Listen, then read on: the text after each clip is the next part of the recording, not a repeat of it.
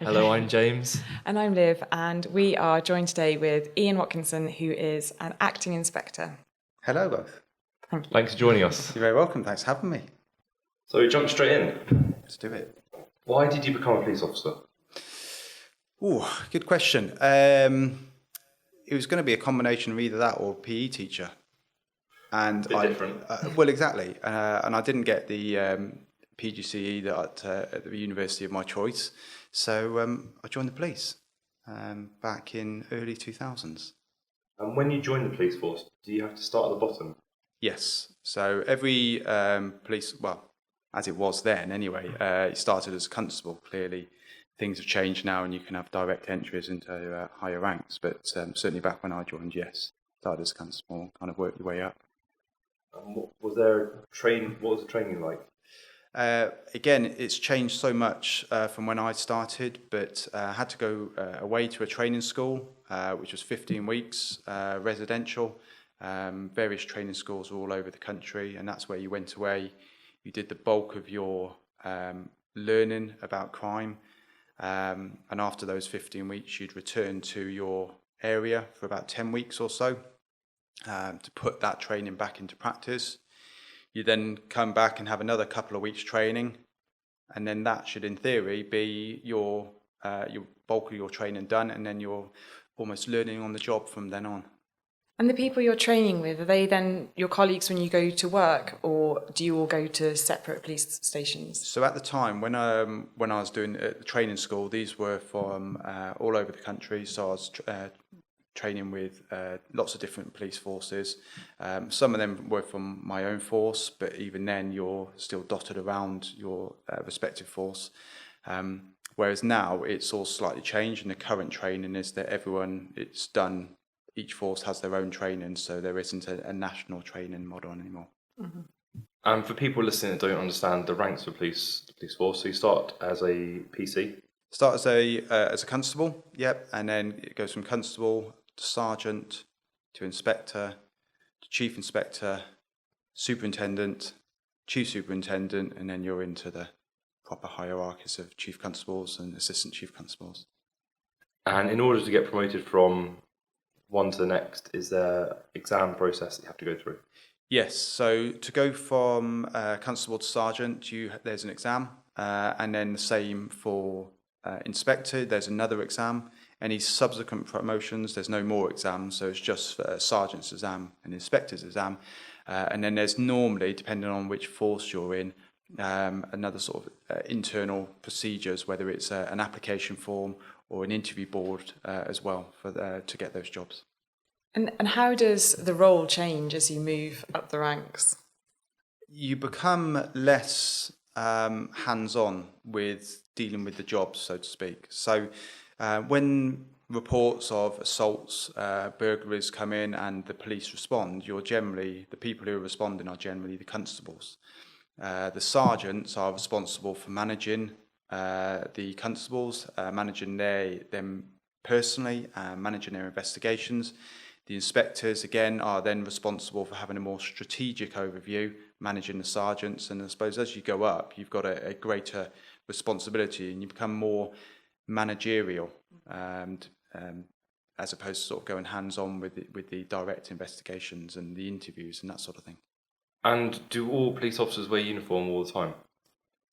No. Again, it depends on the type of department that you're on.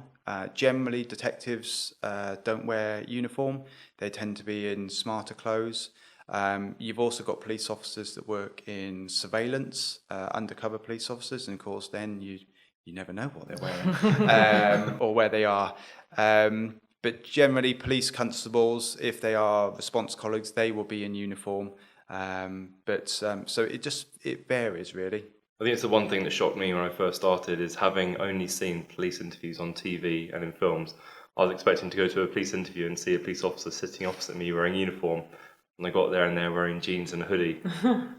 Yeah, it depends on the type of role. Sometimes you have, for example, detectives. The men would generally wear shirt and tie, and then you might have other more locally based investigation teams, priority crime teams. Sometimes they can wear jeans and t-shirts. There can be different reasons for why people might wear that. You've got the sort of smart business wear look, whereas sometimes actually if you're wearing more jeans and t-shirt, you might build a better rapport with suspects that we've arrested, that sort of thing. With the uniform, do you have to pay for that yourself if you're a police officer? Thankfully not, no. Your trousers, your shirts, all the equipment that comes with that, you don't. We do have to buy our own boots. And the plainclothes officers, you have to buy everything yourself. So for myself, I worked as a detective for many years. Marks and Spencer's had a good service for me in the shirt department. And you don't really get anything for that. You're buying your own stuff. But it's all about professionalism, really. And the utility belt that police officers wear. Yes. Does everyone now have CS gas? Yes. So we say a utility belt, but again, even that's changing. You can have a belt that goes around your waist. You can have a harness that goes over your shoulders, which causes less back problems. And there's even some of stab vests, which now have become standard part of police officers' uniform. That some of the stab vests that officers are wearing it's an all-in-one. I think it's called a molly vest, but where you can have all your equipment on there. Different forces will have a different type of incapacitant spray, so whether it's Parva, Capta, CS, that sort of thing. But yes, that will be standard issue to all officers. And is it right that during training you have to be sprayed with that? Not necessarily sprayed, but you get accustomed to it. So whether that's that you might go into a room where some of it has been sprayed, or whether you have to sniff it as part, it's within a box, that sort of thing. As much as anything, it's just to get used to it, because that first time that you actually use it, it's not designed to be pleasant. So if you know what's coming, and it's highly effective. So what effect does it have on you?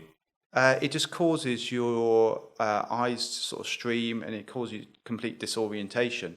So you might use this if you're being attacked or someone is violently resisting arrest, that sort of thing. And the idea is it's meant to stop them doing what they're doing, so that you can effectively control them. I suppose with any use of force, whenever police use of force, whether it's with their own going hands-on, whether it's with an incapacitant spray, a baton, a taser, even a firearm, there's got to be good grounds for why that use of force. It has to be justified by the officers. We shouldn't be using that just if someone's being completely cooperative. That use of force is justified, and the idea is that it's to stop them behaving how they are, so they can be restrained and managed appropriately. So when you're using that, do you have a face covering, or okay, and No, that's why it's no. part So, of training? Yeah, so if you're using it, it's generally, if you think about your typical Friday or Saturday night in a town centre somewhere, it's all kicking off and there's a big fight, and you manage to separate these people and then they start attacking you. Well, it's going to be very dynamic, and I suppose if you think of it practically, you can't stop and say to the suspect, "Hold on, stop fighting a minute, let me get my mask on, and then I'll spray you." So yeah, it's and of course there is always the risk of, in the heat of the moment, that other people can spray, and it wouldn't be the first time that police officers have sprayed other police officers by complete mistake, or even other members of the public. Friendly fire. Yes, indeed. And moving back to tasers, are tasers now standard issue for officers? No, you still got to apply for that. They're becoming more and more available. Again, different forces have different processes. There's a lot of chief constables in various forces around the country, which you can easily find on social media, of which forces are sort of openly speaking out of it, and effectively saying that if a police officer wants a taser, they can have one.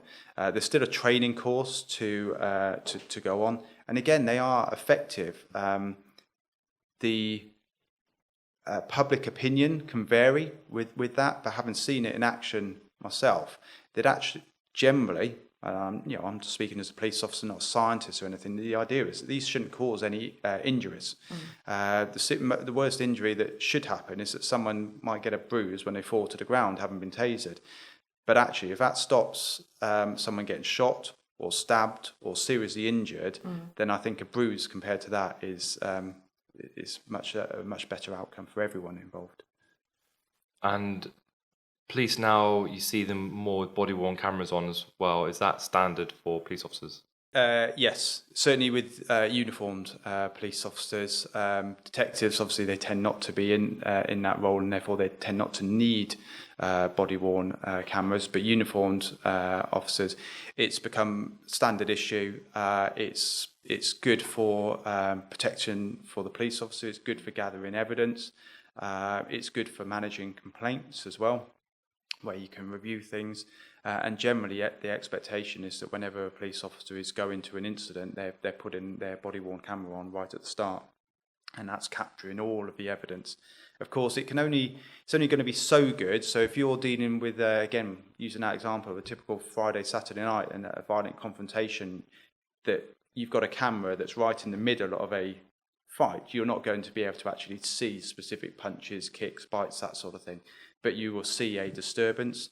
It should pick up audio, that sort of thing. So it's a great tool.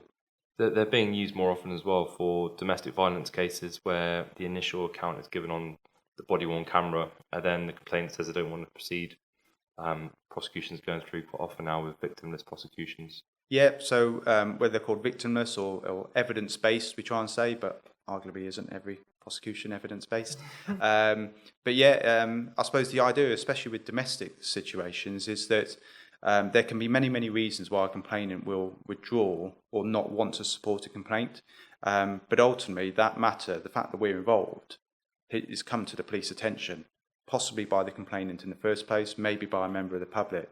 And sometimes victims of domestic violence need someone else to make the decisions for them.